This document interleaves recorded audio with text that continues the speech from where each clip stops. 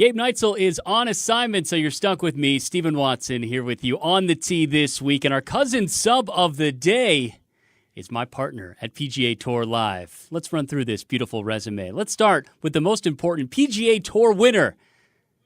Ohio State Athletic Hall of Fame, we'll throw that one away. 334 PGA Tour events he has played in, but I know his most enjoyable golf partner to date is playing alongside of me on television. Chris Smith here to join us on the tee. Chris, thank you so much for subbing in this week for us on the tee. Oh, yeah. Thanks for having me. This is a lot of fun. This is a lot less stress than when we're doing PGA Tour Live. I'll tell you that. Well, it's still live, so we're going to roll with that, but it's not television. Actually, we are on camera if you're watching on our YouTube page, but, you look a little better without makeup on, I got to say. Oh, no.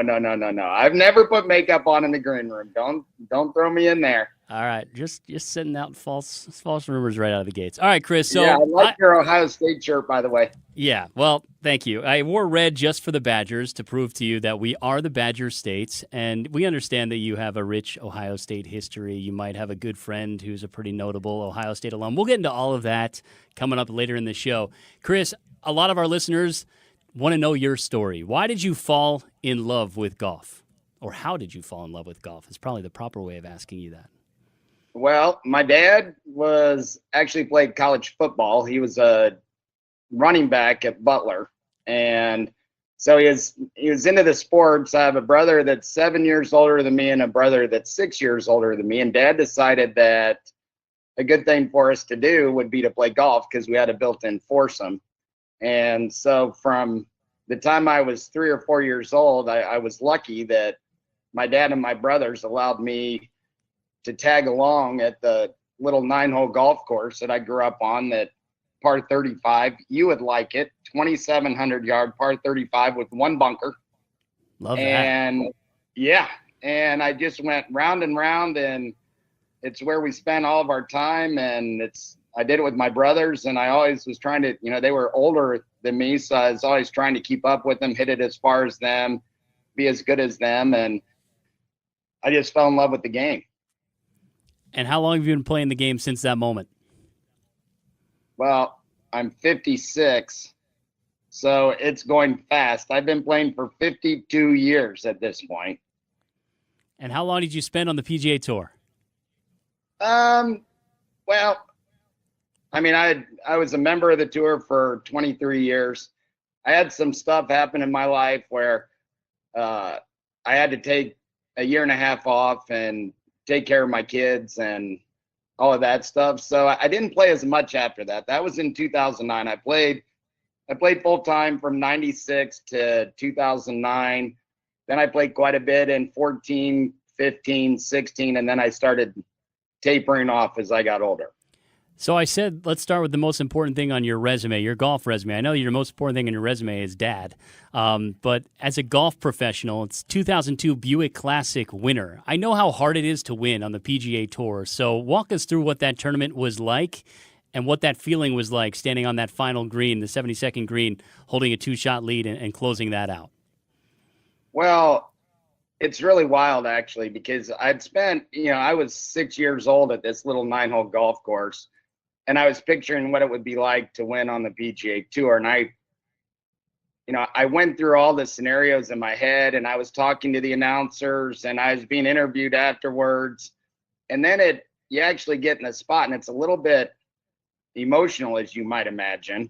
And after I put it in, it was a little bit surreal, but it kind of set in. I did my media and all that, and all I wanted to, I pictured this whole big celebration if I was ever lucky enough to win on the PGA Tour.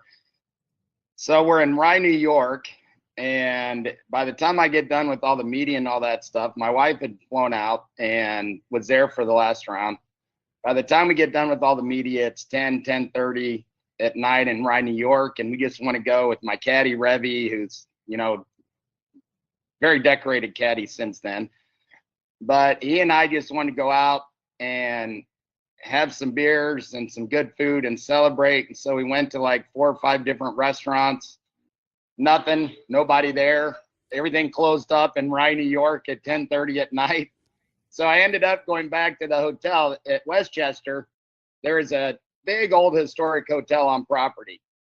And so they got me a room there because I couldn't leave till the next day. So I go in the lobby and I go to the front desk, and there's this high school kid that's running the front desk. And I said, hey, Chris Smith. And he's like, yeah, we see a reservation here. And I said, is there any way I could get like some champagne or some beers or something sent up to the room? And he goes, oh, no.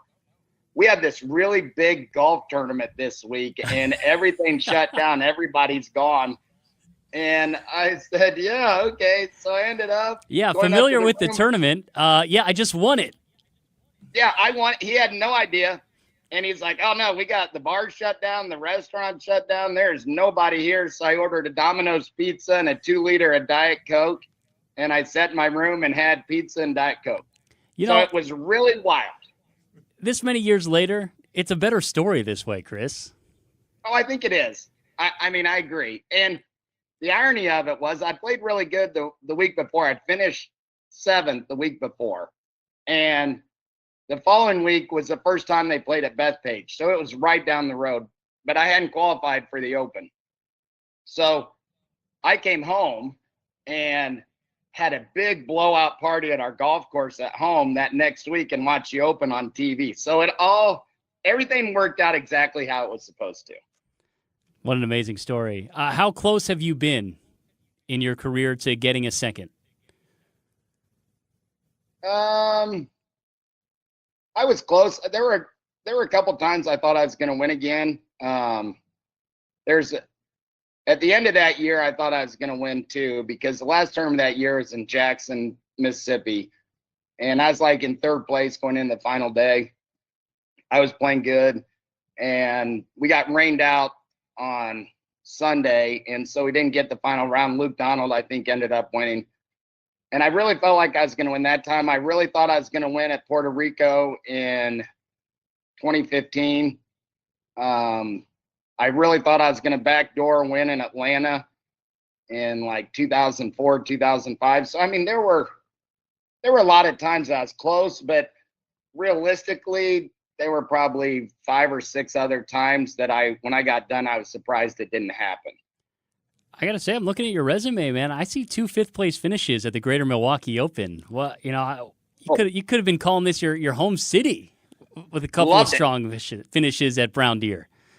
Loved it. I thought I was going to win at Brown Deer one year, too. I think which you're looking at it, and I don't remember at this point, but I think one of the years I shot like 64 or something in the final round at Brown Deer.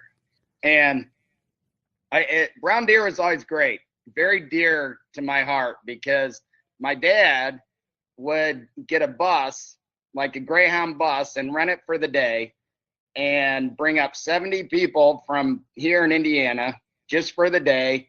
They would follow me all day long. Then we would drive down to Chicago to Greektown and eat at our favorite Greek restaurant. 80 of us would pile out, and then I'd get back in the car and drive back up to Milwaukee that night and play the next day. So I have great, great, great memories in Milwaukee.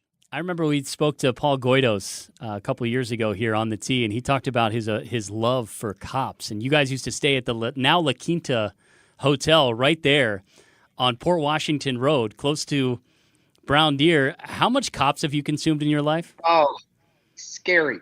And he's right. Like, everybody that had kids would stay at that hotel because it was like a suite hotel, right? And it was right next door to cops. So every single night, all the players would get back to the hotel. They'd all wander over there at their families, and we would sit out there and eat the best burger of all time and then have a bunch of custard. And we did it every night. I would hate to know how many times and how many calories I have had at Cops. How did you go and play tournament golf after having Cops 4 straight nights? I don't know. It's hot, too. It was hot. We were always there in the middle of the summer. It was hot. So you get up in that next morning, you're a little slow. I can't function for the following week, it feels like, after I have Cops. How did you do that? What's your secret? Athlete. Yeah. Trained athlete. Yeah. I was peak performance. Golfers are athletes, and it began with Cops as the go-to meal of the day. All right, good stuff. How much do you know about Wisconsin golf outside of Brown Deer? Jerry Kelly has been one of my best friends since the early 90s. Steve Stricker and I have played together since college. We used to play a tournament at what is now TPC Madison. Used to be Cherokee. And so we play a college tournament there every year and come up, and it's like I know quite a bit about it. I know Jerry is a big Badger fan, so we had a lot of rivalries with Ohio State and Wisconsin over the years. Steve is obviously a big Illinois guy, but also has a lot of ties to Wisconsin, to University of Wisconsin. So it's been fun because those two guys have been a part of my golfing life since 1987.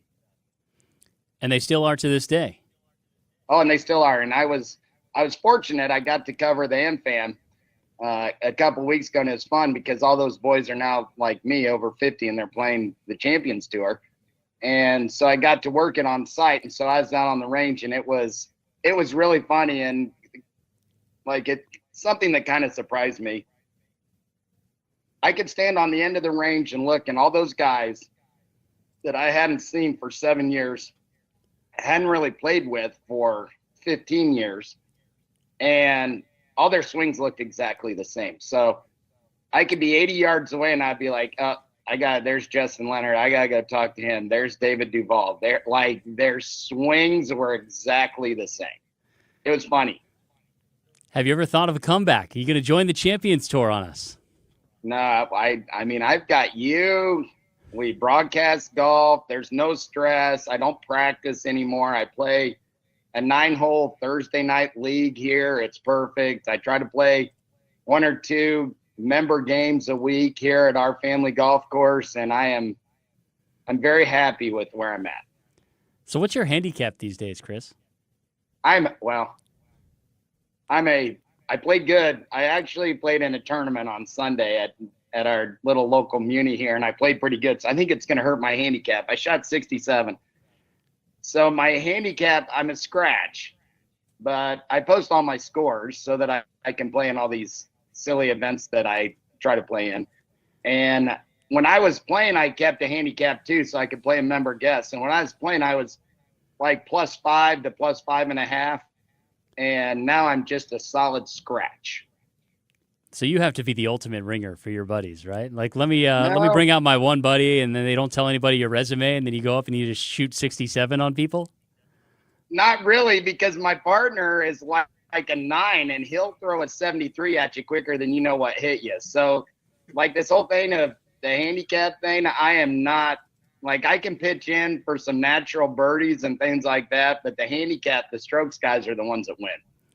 All right. So I know that you have a ton of golf stories, and I know that you are extremely close with Jack Nicklaus, given your Ohio State background. So I want to know your favorite Jack Nicklaus story. Well, it's a hard one because I have several that I really enjoy. You're allowed to share with us. Because Jack's son, Gary, was my age at Ohio State. So the funniest thing to start this whole relationship out was I was a junior in high school, and I'm sitting on the couch in my parents' house. And, you know, this was back in the day of rotary phones, right? And we had the big rotary phone hanging in the kitchen with that cord that you could walk 50 feet with. And my mom is making dinner, and the phone rings, and I just hear on the phone, yes, okay, hold please. And so she walked around, I'm on the couch, she walked around, hands me the phone, and I said, Mom, who is it? And she said, it's Jack Nicklaus. And mind you, this is like 2 months after he won the Masters in '86.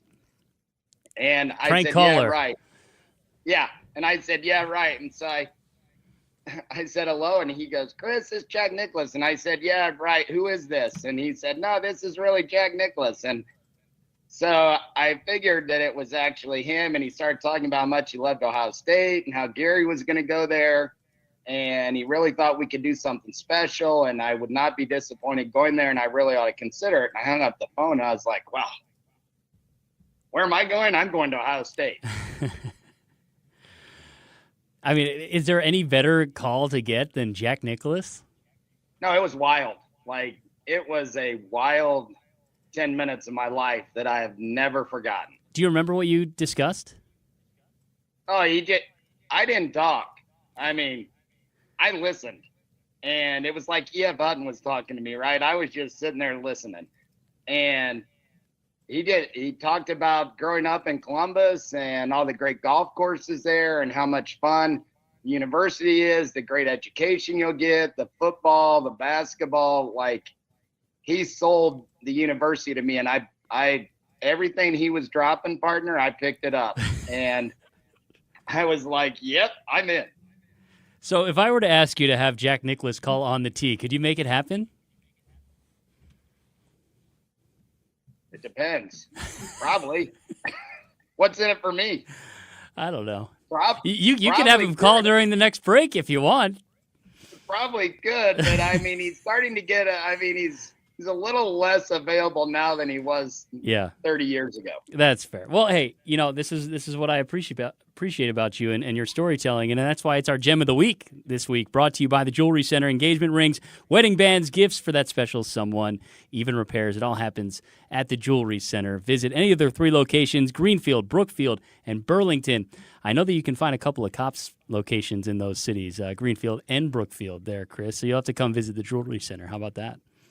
Oh, dude, do not tell Elle, my wife, that there are jewelry stores up there next to Cops, because that would be a win-win for both of us. There you go. All right. Online shop at tjc.com and pick up your piece of jewelry today. We have much more to come here on the tee with Chris Smith. We're going to dive into the current state of the PGA Tour. We get to broadcast it together all the time. I want to get Chris's thoughts on the state of the PGA Tour. That's coming up next on the tee. Gabe Neitzel on assignment this week. Stephen Watson, and our cousin sub of the week is Chris Smith, joining us here on the tee. And I learned that Smitty is kind of a ringer for your member guests. And coming up in 2 weeks at Wisconsin Country Club is their annual member guest. That there's still some spots if you're a member. They're trying to get you to sign up, but Wisconsin Country Club, this has been my home course for the last 8 summers. It holds a special place in my heart, one of my happy places when I have a couple of moments to myself away from work and away from the family to go out there and enjoy 9 or 18 holes. And new this year, the WCC Performance Academy, powered by Catalyst Golf Performance and Arita's Physical Therapy. It's the real deal, TrackMan 3D motion, everything you could do to make your swing better, feel stronger, shoot lower scores, maybe go out there and attack the numbers that Chris Smith is dialing up day in and day out. Hey, how about this, partner? You want to come be my member guest partner one year at Wisconsin Country Club? I'm 100% in. Love the golf course. I only got to play it a handful of times, actually, less than that, probably 2 or 3 times in all the years. All I require, I'll come play for free, cover everything, except I do require a room at the Pfister each night that I'm in Milwaukee. Oh, wow. Okay. So, because I've worked with Chris many Favorite times, hotel in the world. Here's a quick little backstory. First time I worked with Chris Smith was actually my first PGA Tour live event this year. It was the Cognizant Classic in the Palm Beaches, and they send out, an Excel spreadsheet of who you're working with, what stream you're going to be on, and I see the name Chris Smith, and I was like, I know that guy. Is that like Chris Smith, like former PGA player? And I look it up and realize he's an Ohio State guy. I was like, oh, this is going to be bad. Badger, Buckeye. We're going to probably have to have a lot of fun on the air to, just ease the tension a little bit on this Big Ten rivalry. And so I emailed Chris and I said, hey, I'm Steven. I'm really looking forward to this. This is going to be my first PGA Tour live event. I can't wait to get going. He's probably rolling his eyes like, oh, I've got the rookie here with me on TV this week. So we set up a call. We're calling, and all of a sudden, he's a huge St. Louis Cardinals fan. Again, we will not hold this against him, especially with the Brewers looking really good right now, Chris. We don't need to dive into that. But anywho, we start talking about Milwaukee and me being, living here, and I learned that Chris Smith is obsessed with Milwaukee, and his favorite place is the Pfister Hotel. Me and my wife got married at the Pfister Hotel in 2019, and all of a sudden, we go from Big Ten rivals to best buds before we even got on the air. Now he's on the tee with me. Look at us. Yeah, you got instant cred with my wife, because that is we've already been there once this year. We already have a trip scheduled for a second time. We come up there a couple times. We go down to the market and have our Bloody Mary and then go to the game. Love The ballpark is one of our favorites. Milwaukee, the people, the atmosphere, like the whole thing is terrific. And as you can tell, when I'm the rookie, I'm the first guy going on the air. I'm nervous as heck, coming on PGA Tour Live for the first time, these brand new, beautiful studios. And I tee up Chris for the first time, and he just starts telling a story, and I was like, oh, this is going to be really easy. I just pretty much press the go button, and Chris will tell you the best story. So I appreciate your partnership and friendship, my man, and maybe future member guest partner if you stay on my good side. I'm in. You get Jack Nicklaus on the tee, you'll be my member guest partner. How about that? Okay. Does that include a couple nights at the Pfister? Yeah, we'll work that in somehow. We'll figure out a way. Okay. So you played on the PGA Tour for 10 plus years. You've been now broadcasting on PGA Live for a couple of seasons. So I know you're as dialed in to the PGA Tour as anybody is, Chris, and we've had the opportunity to work together. So I just want to hear your thoughts in general, just kind of about the state of the PGA Tour, because not so long ago, this sport kind of hit rock bottom with where it was splintered in the game at the professional level, especially on the men's side.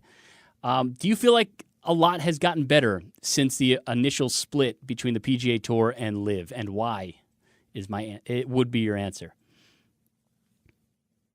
Well, I mean, when you asked me to come on this show, I had no idea I was going to be diving this deep into golf. But yes, I do think it's better. I do think there's a long way to go, and I honestly, I think it starts with the players personally, and that's coming from a player perspective, and we can deep dive into all kinds of different things with the players. But when all the LIV thing happened, I couldn't imagine any amount of money to turn my back on what the PGA Tour gave me. So the PGA Tour gave me my life, gave me this house, gave me all my experiences, all my friends, gave me a retirement program, gave me my life. And so I felt, I felt a loyalty and an obligation to stay on the PGA Tour side. And I was surprised how easy some of these players just said, oh, you know what, I'm going over here for a whole bunch of money. And the truth of the matter is that all those guys already had more money than they're probably ever going to spend. And I was disappointed with how easily some of the guys left. I also think that it put some pressure on the PGA Tour that they had to do some things that probably weren't in the best interest for all the players. And I think they're still all trying to figure it out. I think Jay has done I like Jay a lot. I think Jay's done a very good job. I think that getting a new guy at the end of this year, I think is probably good to get a new set of ideas and thoughts and kind of blend it all together. Is it the end of the day, if those guys, if it doesn't merge back, to me, no, it's honestly not, because the best players in the world are still playing the PGA Tour. They're the best events in the world, and they're the ones that everybody pays attention to. Yeah, I think that's kind of my take on the matter over the last couple of years is in the moment it felt terrible. It felt like this sport was never going to correct itself. And now, a couple of years later, it's almost like, what tour? I don't think they need LIV anymore. And for a while, it felt like that was the only thing they had to have in order for golf to move forward.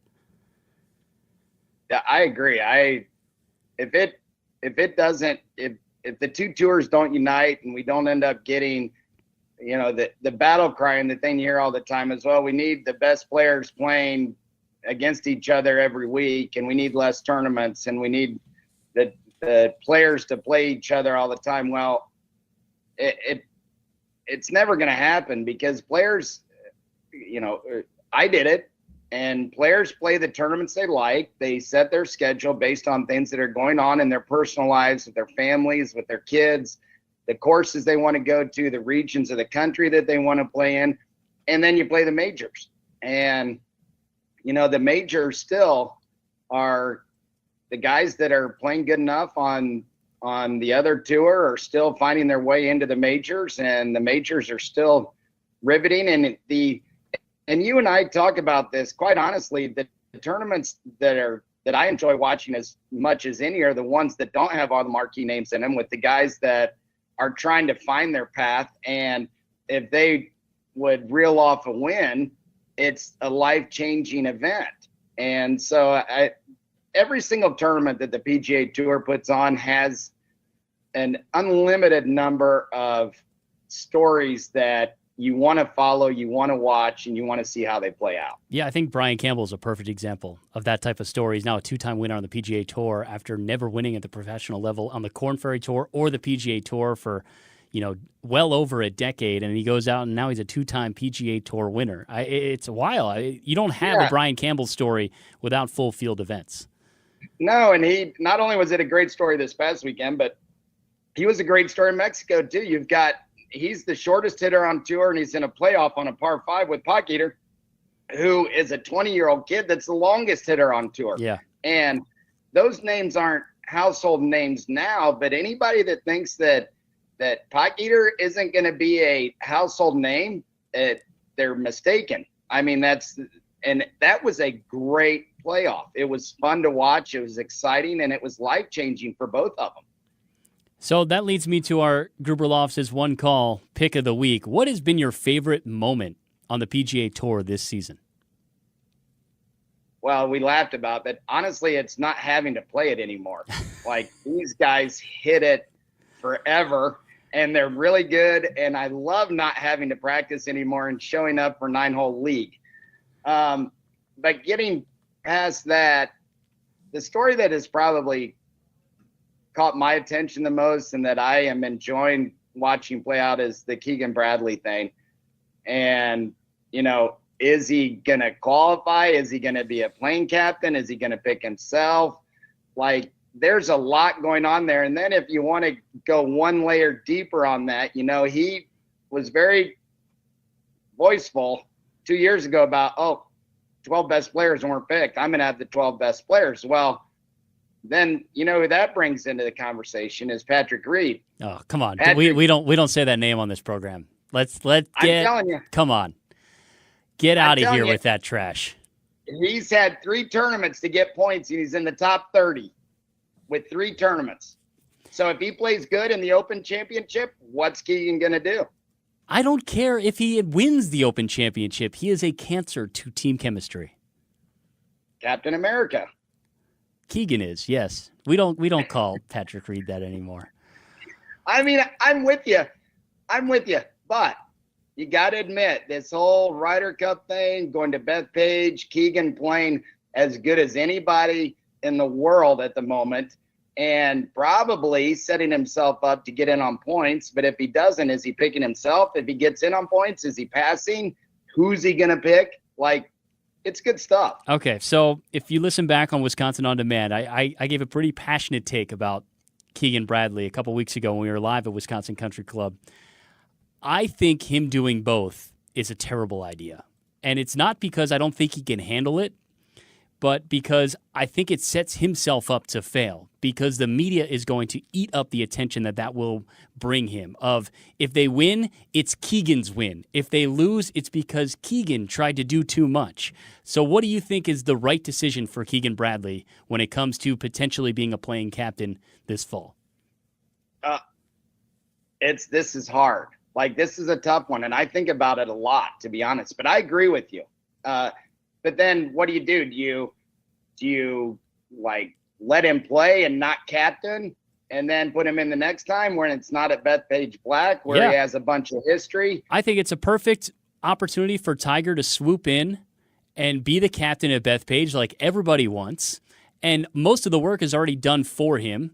He just named Gary Woodland one of his vice captains, which I love, by the way. You and I both have an affinity for Gary Woodland, having an opportunity to call his golf and what a person he is and his story and what he's had to overcome in the last couple of years. That a locker room of guys are going to listen to Gary Woodland. Give him the captaincy for all I care. But having Keegan do both is just a terrible idea. And then you say to Keegan, whichever tournament moving forward, whichever Ryder Cup you want to be the captain for, it's all yours. But if we think that you can play and win, you should be on the team right now as a player, not as both. I am 100% in your camp on this. You just tell him you've already made the team. And then he makes it easy on everybody. Don't play this like, if you're in the top, however many, I think that's enough to get you that qualifier. Just tell Keegan, no, you won Travelers. You're playing good enough golf this year. You're on the team. And whenever you want to be the captain moving forward, it's yours. Do you have the ability to set that up? No, I don't have any power. Oh, I mean, you're saying it so convincing. I thought you'd already made the call. Well, I'm in. Do you know who I should call? Hey, let me call Jack. Should I call your boy Jack and give him my passionate take? I don't know, because I think you should, but I could see Mr. Nicholas thinking that you should play and captain. Okay. All right. I still think my Gruber Lofts is one call, that's all. Favorite moment of the PGA Tour season is still Rory winning at Augusta. I think he's kind of had a little bit of a hangover and a fall from grace since then. I think it hit him even harder, the come down after a dramatic win like that, than maybe any of us anticipated. But I still think watching him win at Augusta, understanding what that meant to his career and the career Grand Slam, and just the iconic moment of him on his knees on the 18th green with no fans with phones in their hands. Probably one of my favorite images ever is people just enjoying themselves watching Rory McIlroy complete the career Grand Slam. That's probably still my favorite moment of the year. But hey, watching Keegan lead Team USA to a Ryder Cup this fall as a player, sign me up, man. I'm here for it. And the Masters, obviously, whether you're a Rory fan or not, everybody was kind of wanting him to get the career Grand Slam. So it brought everybody, whether you're a Rory fan or not, it brought everybody in. It's like, this guy needs to win this tournament. Yeah. And so I'm with you. And the Masters never disappoints either. It always seems to provide a great storyline every single year. And I do have a question to ask you about Rory and a couple of other notable players on the PGA Tour right now. We're going to get to coming up next on the tee. And hey, when you come and play the member guest with me, here's what I can do for you. I got an idea for you. I'm not going to put you up at the Fister. I love you, but I don't love you that much. I will take you out to play Erin Hills. What do you think of that? I want the Fister. Stop being so needy, man. Why don't you? I'm offering to take you to one of the top courses in the world as my partner. My caddy, I've never been there. My caddy has been there and says it's someplace that I really have to go, but I went to Pfister and the Milwaukee market. I'll treat you to lunch at the public market. I'll take you to Erin Hills, which is Golf Digest's 10th ranked public course in the nation. Charming overnight accommodations. Maybe I can get you to stay at Erin Hills. I'll talk to the right people. We can put Pfister to the side. I'll get you and Elle to Erin Hills and their beautiful overnight accommodations. Look at that. Yeah, if you're watching on YouTube, it's just, was that a heart around your heart? Did I just win you over finally, partner? No, you're stabbing me in the heart. You can't put baby in the corner. You cannot push the Pfister to the corner. Hey, no, I got married there, man. It's a great place. But let me tell you, if you ever stayed at Erin Hills, their overnight accommodations are incredible. Highly recommend it. Make sure you enjoy their championship golf facility, the Drumlin. Have a couple of fescue rescues. A great place to have lunch. Erin Hills. Go visit it right now. Plan your trip at erinhills.com. Maybe we could do both. Maybe we hit Erin Hills on the way up. I'm not staying in the Pfister with you, weirdo. We've got more to come next on the tee. Discover a hidden lakeside course in beautiful Delavan, Wisconsin at Majestic Oaks. Tee off on a course of 2 miles on the lakefront where wide fairways and challenging greens await. The lakeside 18-hole course offers a golfing experience unlike any other. Join them for the best family golf nights in the state. This is a wild deal. $15 per person, and you can go out and play that front 9 with your family. Enjoy the Lake Delavan views. No better deal to take your kids out and introduce them to the game. And with several membership options, you can find the perfect fit for your lifestyle. Visit LakeLawnResort.com this year. Stephen Watson with our cousin sub of the day, Chris Smith here on the tee. Chris, every single time we do one of these reads, I just want to get you to experience this Wisconsin golf scene.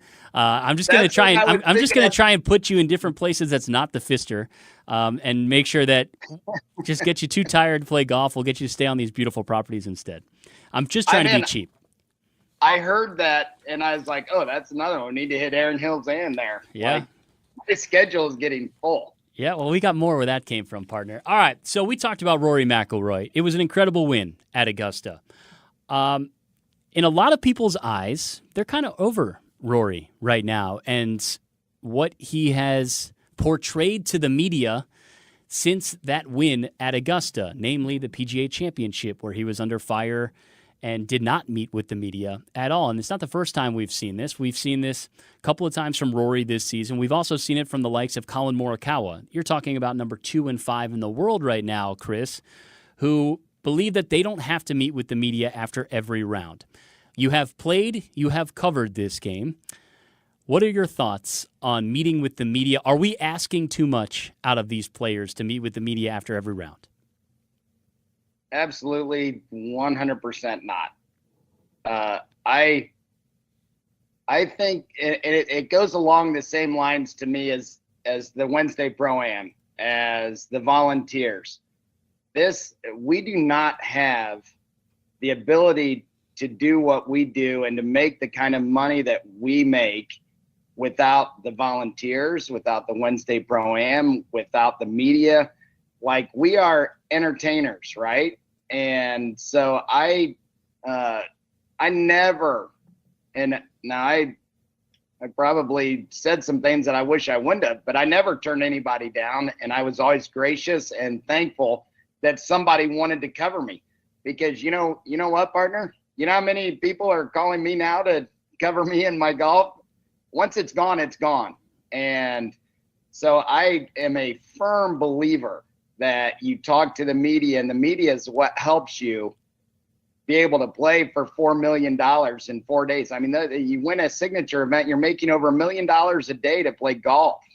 I mean, that's a pretty good gig, and without the media, it's not going to happen. So the only thing that I would say about the media is I'm not a big fan of when, and it's been like this forever, when the media tries to tear you down, then it turns into a different thing to me. Now, if you want to know, I think that it's wide open. You can ask any player anything you want about their golf game, about, how they feel, what kind of shots they were hitting each day and all those things. But if there are things with your family and your life and things you enjoy doing off the golf course that I don't think you should have to talk about, but as far as being accessible, 100% you should be accessible every single day. So in Rory's situation where he's in the tabloids, he can't hide. We're talking about one of the biggest athletes on the planet. His family life has been exposed. He was almost, going through a divorce. They've come back together. We have no idea if, how things are since then, and nor should we care.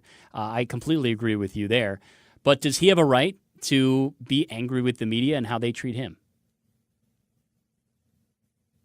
I don't know if he has a right. I don't know if I would say he has a right. I would say that he could be justified in being a little standoffish. I don't blame him. Like, I don't want stuff going around. If I were him, I wouldn't want stuff going around about my little girl or my wife or any of those things. So sure, I think he's justified to be a little standoffish, but I still, me personally, feel like he has an obligation to stand in front of the microphone and answer the questions that he wants to answer. And if somebody is pushing with some things that he doesn't want to talk about, he doesn't have to talk about that stuff, but he needs to be able to talk about the golf course and the tournaments and the state of the game. And remember, for 2 years, Rory was the poster boy for the PGA Tour and was out in front of the camera, and he did a phenomenal job for the players and for the PGA Tour. Incredible. Yeah, probably too good of a job, honestly. Incredible. And I think that's almost been what has set himself up for this type of failure. I don't know if failure is the right word, but maybe critiquing right now is he was so good and has been so good in front of the media for so long that we just kind of always expect his voice to be around every single storyline in the game. But I agree with you. I think he should be able to give some no comments and be a little bit more standoffish and selective of who he's talking to and how he's answering questions. But, man, I just can't fathom acting too big to speak. I don't care what you get paid. And those guys get paid a whole lot of money to be the voices of golf. And I don't think you can just be selective of when it's convenient for you to talk. And that's what I struggle with more than anything for guys like Rory and Colin and where they stand in this game. I 100% agree. Excuse me. As as a past player, as a commentator, I've seen both sides of it. And, there were a lot of times that Tiger didn't want to talk. There were a lot of times that Mr. Nicklaus didn't want to talk. Mr. Nicklaus probably, he's 85 now? He probably doesn't want to be sitting up there in the booth at the memorial and talking, which, I mean, you talk about, that's a whole nother conversation. You talk about when he is ripping the TV for interviewing the guy trying to win the tournament on the 17th fairway. That was epic. Yeah. But, I mean, he's always been accessible. Arnold Palmer was always accessible. And I think they really set, the framework of the way that we are supposed to behave and how we're supposed to handle the media and the fans and all those things in order to continue the game to grow and the game to continue to get bigger and better and stronger. And the whole Morikawa thing and not wanting to talk to the media and stuff, I think it's unfortunate, and I hope that it is a trend that does not continue. Yeah, I think we need to stop propping up guys like Tommy Fleetwood and just make that the expectation. That's your job is to talk in success and in failure. And if somebody like Tommy, who's experienced, a whole lot of failure on his way to trying to win his first PGA Tour event, can take one on the chin, a dramatic loss to Keegan Bradley, and still find the moment to talk about it, I think we can all learn from that and say, okay, it's really not that hard, and I'm doing my job, and it's more respect than anything else, right? Yes, and don't kid yourself. There are still the vast majority of the pros on the PGA Tour are still doing that and are still speaking and giving insight to what's going on in their head, what's going on with their golf game. And, Jason Day has been up and down the roller coaster of number one in the world to falling off to coming back and playing good and winning again and all those things. And that guy was always accessible. Yep. Jordan Spieth, same way. Golden boy. Jordan Spieth. Yep. Jordan Spieth, a great example. Even, Ricky Fowler has lost a little bit of his boyish flair, but Ricky still will talk and give insight. And so the majority of players are still really good at it. I think there's just we're in a little phase where there's some pushback. I think some of the guys don't like some of the questions that are being asked, and I think that is fair. I think I'm in agreement, but I don't think that is a good recipe to just get a green light to not talk to anybody. Yeah, we could spend hours talking about the state of media in general and clickbait and how that's not good for anybody. You've educated me on that, partner. I mean, I have gotten so much deeper into that than I wanted to. Yeah. Oh, gosh. Media stinks. Why can't we just have fun and talk about golf together all the time, right? All right. Well, Chris Smith has played in a couple of Opens himself. We're going to talk about kind of his strategy for playing overseas coming up next on the tee. And Chris, we can add this to our itinerary when you make your little Wisconsin golf trip here, maybe later this summer, next summer. 18 unforgettable holes on 250 acres of natural private land. Visit The Bog. It provides the ultimate golf experience. To book your next tee time, call 262-284-7075. Visit golfthebog.com. Enjoy golf. Enjoy the Bog. More with Chris Smith, his thoughts on the Open, coming up next on the tee.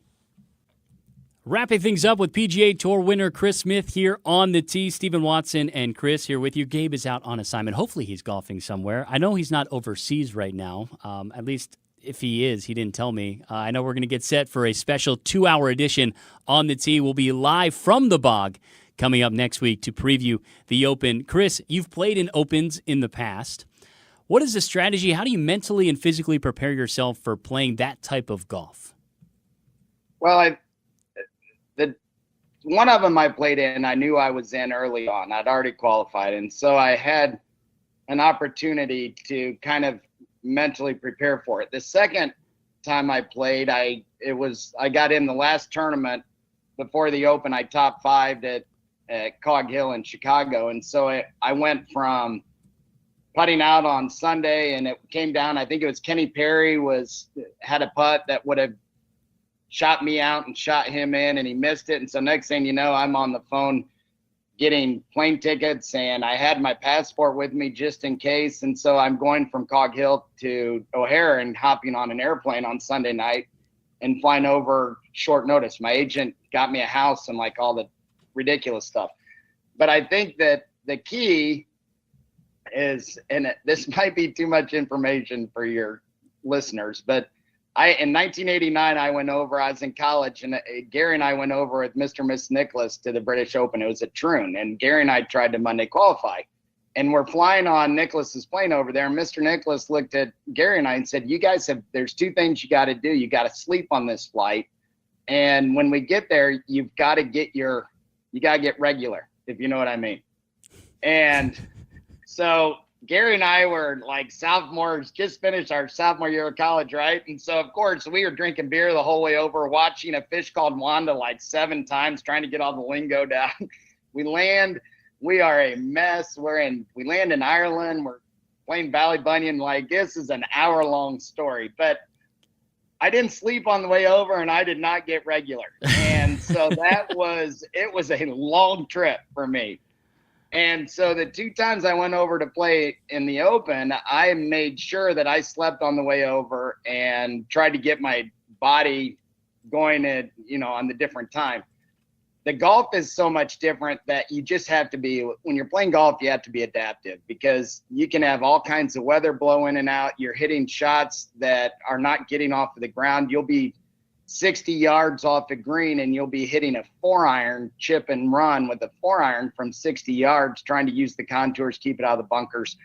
It really, like, I was lucky. My caddy at both of them was Matt Minister, who's, Patrick Cantley's guy, and now with Justin Thomas. And he and I did a really good job of mapping out the golf course to keep it out of the bunkers. But you've got to try to somehow get adjusted to the time with all those things I referred to earlier. And then when you're playing the tournament, you have got to, even if it seems like a perfect day when you tee off, you might get 4 different wind directions. You might get rain. You just have to embrace it and adapt to it and enjoy the process. And don't drink too much on the flight over. Okay, noted. I'll remember that. Don't drink too much on the flight over. And I mean, that attitude, I played pretty good. Like in 2002 at Muirfield, I was in like 16th place on Sunday morning, and I choked on the bit and played really bad on Sunday. But I played good over there, and I liked it, and I just enjoyed the process. Okay,